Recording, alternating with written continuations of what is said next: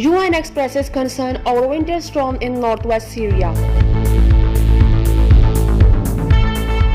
Joe Biden will take oath as 46th President of the United States in Washington today on Wednesday.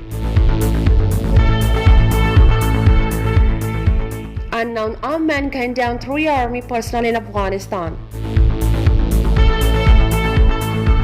Congress accuses government of creating monopolies through a handful of crony capitalized close to Modi.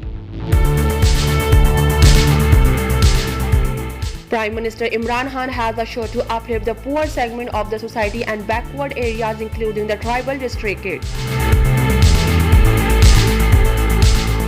Philippines sees close and friendly ties with Biden administration. Russia reports 21,152 new coronavirus cases and 597 deaths. Fire and blast at ammunition warehouse in western Libya killing 3 people.